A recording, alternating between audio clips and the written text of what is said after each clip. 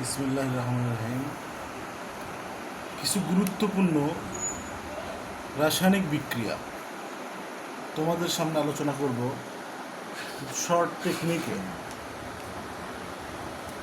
দেখো, 1 number, acid plus ক্ষার অথবা ক্ষারক।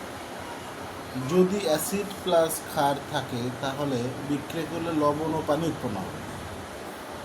অ্যাসিড প্লাস ক্ষার, তাহলে আমরা OH থাকলে বিক্রিয়ার শুরুতে পানিটা লিখে নিব H2O।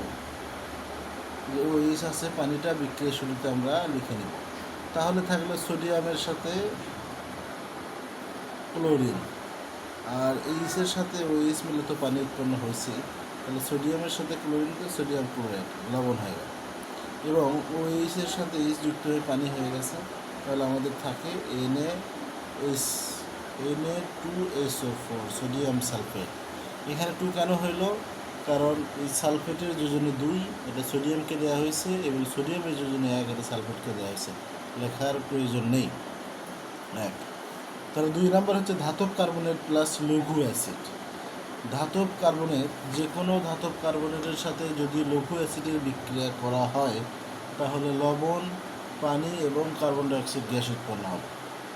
সোডিয়াম কার্বনেট, মানে সোডিয়াম একটা ধাতু, তার সাথে কার্বনেট, ধাতব কার্বনেট, তার সাথে লঘু অ্যাসিড, লঘু হচ্ছে পাতলা, তাহলে পাতলা অ্যাসিড। লঘু অ্যাসিডের সাথে যদি সোডিয়াম কার্বনেট বিক্রিয়া করা হয় তাহলে আমরা জানি যে লবণ উৎপন্ন হবে এবং পানি উৎপন্ন হবে আর কার্বন ডাইঅক্সাইড গ্যাস উৎপন্ন হবে। তাহলে আমরা বিক্রিয়ার শুরুতে কার্বন ডাইঅক্সাইড গ্যাস লিখে নিলাম, এবং পানি H2O, পানিও লিখে নিলাম, এবং N এর সাথে Cl থাকলে NaCl, ভেরি ইজি। ধাতব কার্বনের সাথে লঘু, ধাতব কার্বনের সাথে যে কোনো একটা অ্যাসিড দিলাম, তাহলে ধাতব কার্বনের সাথে অ্যাসিড দিলেও একই জিনিস উৎপন্ন হবে, Na2SO4। বিক্রিয়ার শুরুতে আমরা পানি এবং কার্বন ডাইঅক্সাইড লিখে নেব, আর লবণ Na2SO4। সোডিয়ামের যোজনে 1, এটা সালফেটকে দিলাম, এবং সালফেটের যোজনে 2, এটা সোডিয়ামকে দিলাম।